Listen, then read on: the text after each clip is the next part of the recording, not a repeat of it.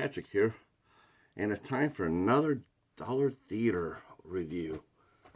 That's right, Dollar Theater.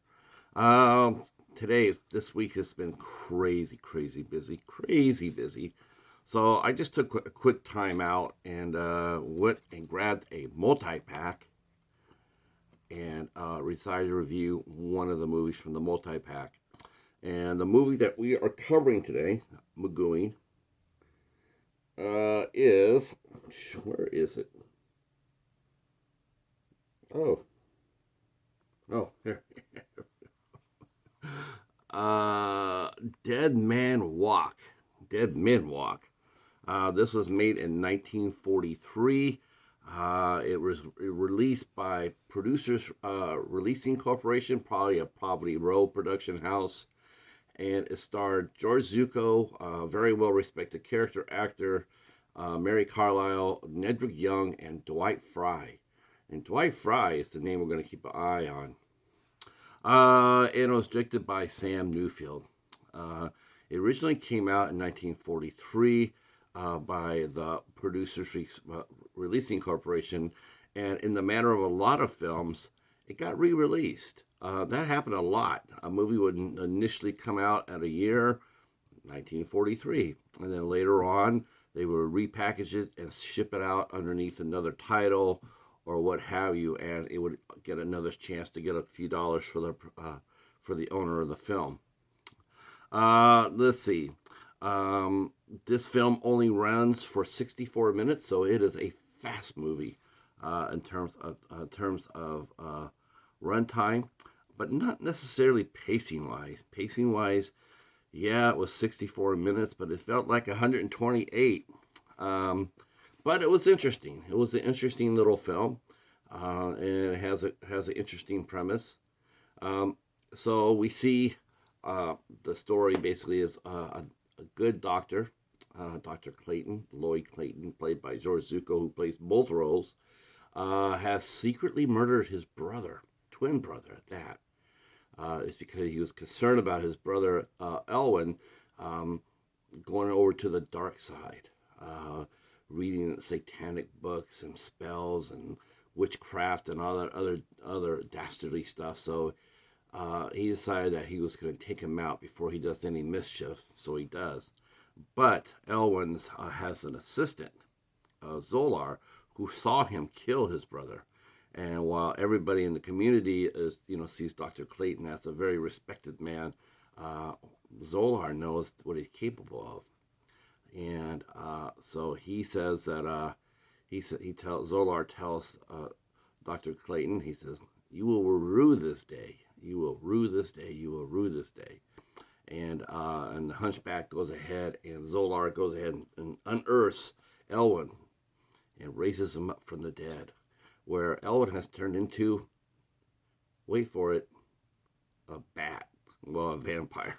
He didn't switch into a bat, but he turns into a vampire, and then he goes to his brother and says, "I could kill you easy now, but I'm going to make you suffer, and I'm going to go ahead and kill people, and you're going to know that it was your action that brought it about. And one of the first people I'm going to go after is your daughter." Eek.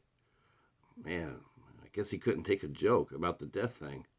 So of course, his well, I guess this is his niece. I guess it was not his daughter, but his niece. Still family. He's going after. Elwin's going to go after his family. So then that includes his niece Gail, who is engaged to a young Dr. David Bentley, and suddenly Gail starts. She starts suffering. Her health starts to decline, and no one realizes it's because Elwin has been coming in at night and taking just enough blood to sate his taste, but not to kill her or turn her. So they can watch her slowly die. They have no idea what's going on. Now, Dr. Clayton tries to tell David that it's a supernatural entity doing it, but of course, David, being a man of science and medical knowledge, he dissuades that. He says, "You must be doing something to her." Yeah, that's it. That's it. Just accuse her uncle as doing it. Uh, so unfortunately, though, despite the best help from a supposedly crazy lady who indeed saves Gail's life by putting a chain around her neck with a cross on it, but they're going to need to take more drastic actions. And so Dr. Clayton realizes that the only way he could save his niece is that he has to kill his brother again. So he already did it once.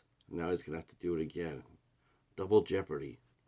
So he decides to destroy him in one of the few ways you can destroy a vampire. Um, and uh, and that's where we'll leave it at. That's right. I know, right? 64-minute movie from 1943, but I'm not giving spoilers. That's yeah, this is a fun little movie. Like I said, the acting was fine. The cast was stacked. You had George Zucco, who was a very well respected character actor. He popped over 90 movies in his career. He was actually going to be featured in a really well known role. Let's see, and unfortunately he got sick. He was going to play after he played a small role in David and Bathsheba in 1951, and then he was going to go ahead and play in The Desert Fox, which is a story about Edwin Rommel, but unfortunately he got sick. He had a stroke, and he never recovered, so he died at 74. Now, the gentleman I mentioned earlier about that was a more interesting one, and that was Dwight Frye. Dwight Frye has, I mean, his movies that he did are pretty damn amazing. His filmography. He appeared in Dracula. He appeared in The Maltese Falcon. He appeared in Frankenstein. The Invisible Man. A lot of classic films. Now, unfortunately, and I would have to go back to look at the movies, but he's not credited in a lot of these movies. Now, I'm not sure if that means back then that if you didn't say a line, you were not credited. Because in order to be credited in a movie, you have to be able to speak at least one line. You have to have a one line, or I think it's one line. It might be one line and a character's name.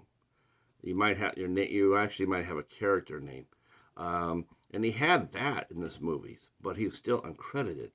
So it's going to be interesting to see if he actually has speaking roles. But he played Zolar, the Elwyn's hunchback, and unfortunately, he died relatively young. He had a lot of movies, but he actually died the same year that this movie came out. He died in 1943. Um, the last movie that he was credited in was Dangerous Blondes, where he played a hoodlum and uncredited. Um, Mary Carlisle, who also played Gail, she retired after this movie. She left acting. She left acting after this film. So this movie has a bit of a legacy to it, a little bit. And it's not just your average blink and you forget it. This movie has a little bit of story behind it, and it's in the public domain, so you can go ahead and get this in just about any horror multi-pack there is out there. We have already visited this a few times. We reviewed Black Dragons and Monstrosity, so we still have many, many more to go on this. So, all right, that's it for this edition of Dollar Theater. I know it's not the greatest movie that I've put out here, but I've been really, really busy this week, so I just went downstairs and cranked this one out. Watched it, enjoyed it. Like I said, the pacing's a little slow. It is in black and white. Just let you know, black and white, 1943, and you could probably find it on YouTube, not a problem, or any multi-pack. Yeah, it's a fun little movie. All right, well that's it. We'll be back next Monday with something a little bit more with more gravitas, so to speak. and I have an idea what I'm going to be doing. I have an idea. Don't forget, every Friday is Dollar Theater Voters Edition. That's right. Every Friday, you can go to my community tab, and there will be a movie that you can vote on. And whatever movie is voted on, we will watch and post our review every Friday at the same time at noon. And those are all movies that you, followers on my channel, have voted on. So first one up is already going up and running strong, and that is The Journey to the Center of the Earth. Right now, we have a tie for first place for what we're going to watch for the next one. So if you haven't voted yet, make your way to the community tab and vote for your favorite. Still have time. Well, I'm not sure if you'll have time when you hear this, because I'm going to probably close this out on Saturday. Well, going forward, go to the community tab and vote for the movies that we have listed there. All right. Well, thanks so much for your time. If you're new to the channel, thank you for coming in. Thank you for hitting the sub button. Drop a comment down below, and we'll talk to you soon. Peace.